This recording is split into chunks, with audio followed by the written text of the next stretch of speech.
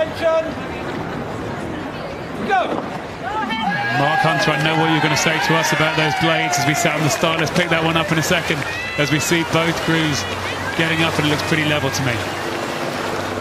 Yeah, I mean, obviously you're going to want to try to have an impact as early as possible in the semi-finals, and you know, it's about being in contention, getting off clean, getting inside the booms. We keep talking about making sure you stay away from them but not get drawn into the middle and start impeding the other crews, but make sure you get into that rhythm as early as possible. Well, it's the Henley Rowing Club crew on the left who should be very familiar with this course. They had a little wobble just off the start with the rudder, just moved towards the stroke side, and it's the Isle of Ely who've taken the advantage and got away well. Mark, I know you'll have wanted their blades to be better buried as they sat on the start line waiting for the go. What do you think of how they're sculling now?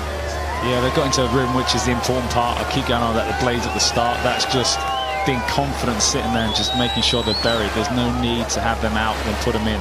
They should be there before they say attention and ready to go. But they've got into their rhythm early. They've progressed through the regatta really well so far, the Isle of Ely. So it's, you know, it's great to see them kind of moving out. I'm sure Henley will keep attached to them for as long as possible. You know, Henley's got a great kind of, you know, history of junior athletes coming through as well. You know, the amount of athletes they have training down is incredible when you see them out on the river every weekend. Well, Henley's such a rowing town, and it's great to see the number of athletes coming through Henley Rowing Club. And they're well coached, they're well organised, and producing crews like this one we see here. The coach, Chris Boothroyd, I wasn't sure if he was downplaying their chances, where he's saying they're pleased to have avoided the crew from Gloucester and Headington, who we're going to see later on in the other semi-final. And this crew from Ely did beat them at Women's Henley, but they were hoping to have things their own way here at the Henley Royal Regatta.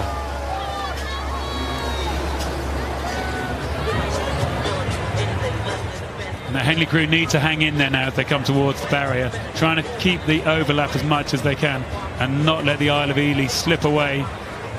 The Isle of Ely crew made it through to that final at Henley Women's, where they end up losing to the Gloucester crew. But they're going to want to be making it through to the final here. See who they come up against, whether it'll be Gloucester or whether it'll be Headington, who come from that other semi-final. And you know, it's really interesting when you're in these crew boats like a quad. You know, you've got a race plan, you've got your strategy, what you want to do. You know, and who is the person in the boat that's going to be the leader if it's not going to plan? How do we impact and change something? And you know, what way do we do that? Do we do it over 2 strokes? Do we wait till 5 strokes? You know, there's got to be a leader there to change the plan to get back on track, because the last thing you want to do is start for this gap to open up and then you end up racing just on your own.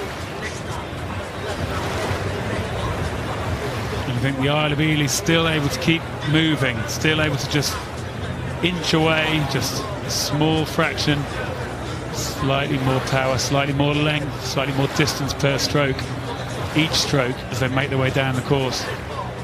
And now the Isle of Ely just allowing themselves to drift off their station a little bit. It is Kate Lister who's in the 2 seat. She's got the rudder. She'll want to make sure she doesn't upset George Hammond following in the umpire's launch behind. Keeps the boat on the station. There's no need to do anything wrong. No need to cause any disturbance. Just let the crew keep getting those white blades connected smoothly and quickly at the beginning. Then use the body weights, hang off them, and move the boat down through this middle section of the course. The Isle of Ely have been the stronger crew in this event all the way through up to this point to Foley throughout the regatta. So, you know, they've kept a form. You know, they're delivering in the big semi-final, which is really important. And it's up to Henley now to really kind of, you know, change something. You can't just sit there. You need to get back in contact so you can actually make a race of this. Well, they've come past Foley. That's our halfway marker. And Ella Morgan in the bow seat of the Henley crew takes that look over her left shoulder, and she'd be disappointed to see the gap that's been opened up by the Isle of Ely. Still be able to move well, still able to move smoothly. And they're going to just have to now make sure nothing goes wrong. Just make sure this is risk-free sculling. Just keep moving together. Let's have a look there how well those hands are moving out in front of them. Eleanor O'Donnell in the bow seat, Kate Lister, Rebecca Walsh, Molly Johnson,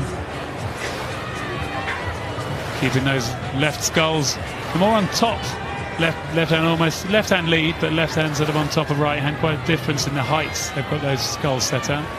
Yeah, it's always interesting where you know, some people have them quite close and virtually level. Some people have a bias, but it's all about comfort. You know, trying to get the best out of the style that you have, and as long as you're trying to do it together as much as possible, that's the most important thing. And that's another great shot from behind.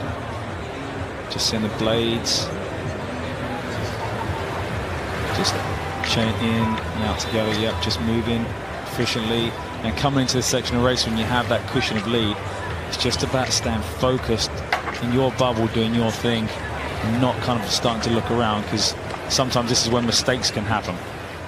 And that's it, isn't it? It's control the controllables. That's what we always get taught to think about, and they're going to have to control those controllables. There's bumpy water, there's distractions. Tonight there's going to be distractions, there's going to be fireworks going off in Henley. There's going to be people partying, there's going to be people enjoying the night. Most of the competitors will have been eliminated, and we want to make this the biggest night of their rowing year.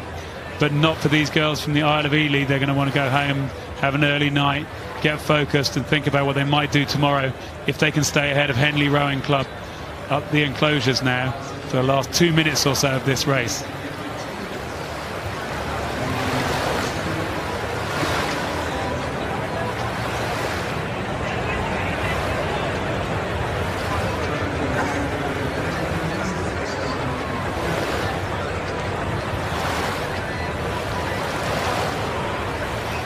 I think those blades are just going a little bit deep, Mark. As we have a look, you see the puddles, but you just see a little bit of white water on the looms just from this overhead shot. I'm being harsh. Yeah, there is, and there's a slight discrepancy with the kind of blade angles between 2 and 3. But you know, these young athletes. You know, they're progressing, and you know, they'll look at the footage and they'll work out what they can do well tomorrow and just keep improving, keep moving on. But it's, you know, they're moving really efficiently together. We're just kind of nitpicking at those sort of things, but you're always looking for perfection.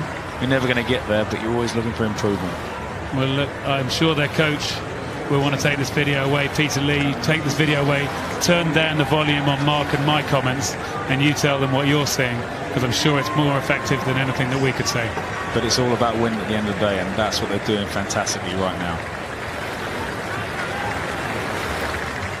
That's right, delivering stroke after stroke, delivering the work, delivering the blades into the water, locking the blades, moving the boat past the blades efficiently, and taking themselves down past the floating grandstand and towards the finish line on the semi-final at Henley. Well sculled, the Isle of Ely, for that win of about 2.5 lengths ahead of Henley Rowing Club A on that Berkshire station, receiving the applause from the crowd, and that confirmation of that win in the Diamond Jubilee Challenge Cup, the Isle of Ely over Henley Rowing Club.